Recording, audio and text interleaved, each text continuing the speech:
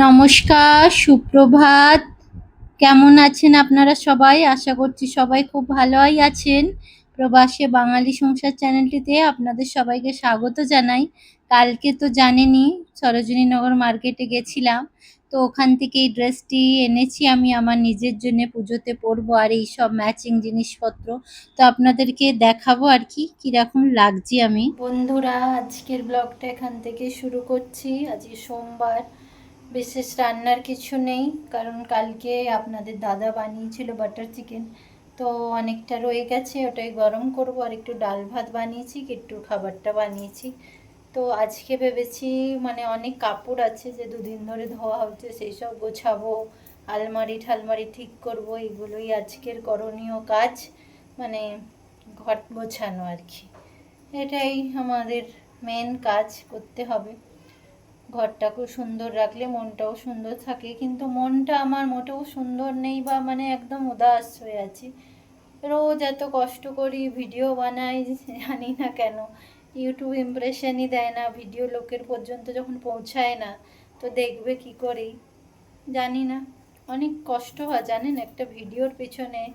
লোকেরা ভাবে এই ফোন নিয়ে উঠে চল পড়লোটা, ওরকম ইজি না ব্যাপারটা, বুঝলেন? অনেক কষ্টের, সারা দিন অনেক কষ্ট করে ভিডিও বানিয়ে এডিট করে ঘরের সব কাজ বাচ্চা সব সামলে করাটা অনেকই টাফ।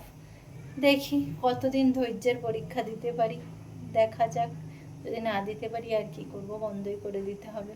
কারণ আমি কোনো সাপোর্ট পাচ্ছি না, কোনো ভিউজ আসছে না, কিছুই হচ্ছে না।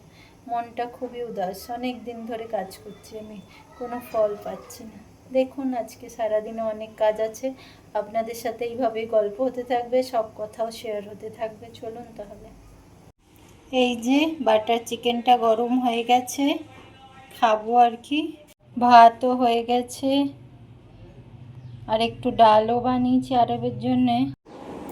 এই যে কিট্টু বাবুর খাবারটা দিয়ে দিই। কিট্টু বাবুর শরীরটা জানেন ভালো নেই, খুব উদাস ধরনের হয়ে আছে, কাল থেকেও খাচ্ছেও না ঠিকঠাক করে।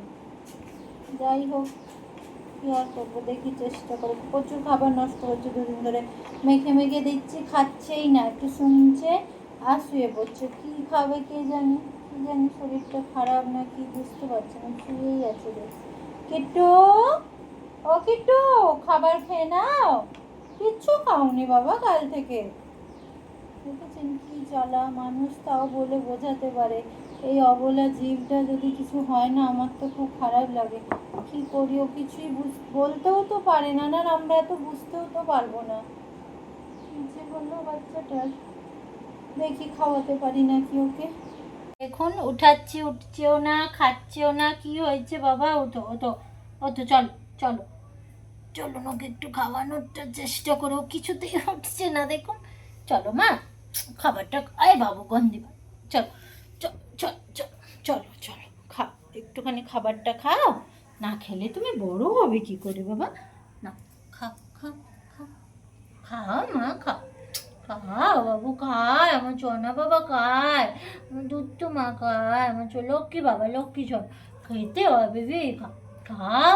তুমি কিচ্ছু খাওনি মা, কাল থেকে কিচ্ছুটি খাওনি, খাও একটু খাবারটা খাও, খাও খাও খাও খাও খাও খাও। দেখুন কি জ্বালা, কিছুই খাচ্ছে না, পালিয়ে যাচ্ছে খাবার দেখে। কি যে করি, খেয়ে নে বাবা, খা একটু, তো খা একটু, খা, আমার মনটা ভাল লাগবে। খা, গুড গুড, গুড বাই আমার বাবু, গুড বাই আমার বাবু, গুড বাই। আরে মেরা বাচ্চা গুড বয়। কি হলো? খা, ফেলে দেবে, দেখুন দেখুন। এ মা, ফেলে দেয় না বেবি, না না, গন্ধ, ফেলে দেয় না, ফেলে দেয় জানেন, খাবারটা না খাবে যখন দিন সেদিন ফেলে দেয়, এরকম করে না। বন্ধুরা দেখলেনই তো, কত চেষ্টা করছো, খাচ্ছে না, ওখানটা বসে গেল দেখেন। খাবারটা এখানে, এই যে এখানটায় খাবারটা, এই যে, আর ওই যে ওখানটা বসে গেছে, ও খাবে না, খাবারটা ফেলে দিচ্ছে। কেন কি জানি এমনি করছে?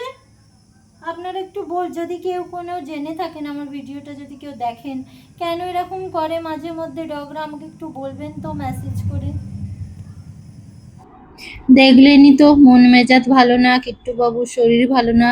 2 দিন ধরে বৃষ্টি হয়েছে, এই যে জামা কাপড় কেচে কেচে ঘরেই মেলে শুকিয়েছি, আর এই চেয়ারে সব জড়ো করে রাখা দেখেছেন, মানে আয়রন করার টেবিলটাতে পর্যন্ত জামা কাপড়। চলুন সব গোছাই। আর বেরিয়ে গেছি জামা কাপড় গুছিয়ে, ছেলেটাকে নিতে স্কুল থেকে, এসে কথা হবে।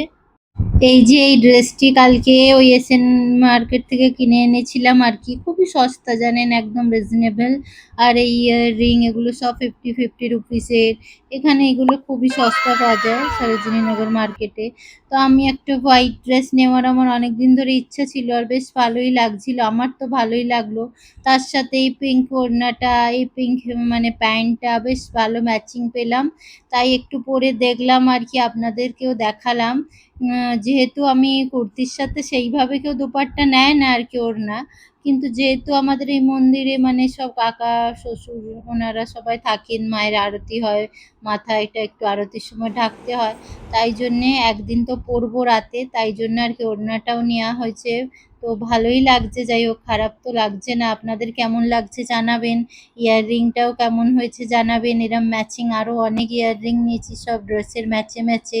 আর যদি আমার ভিডিওগুলো ভালো লেগে থাকে তো একটি লাইক শেয়ার সাবস্ক্রাইব করে আমার পাশে থাকবেন আর কি।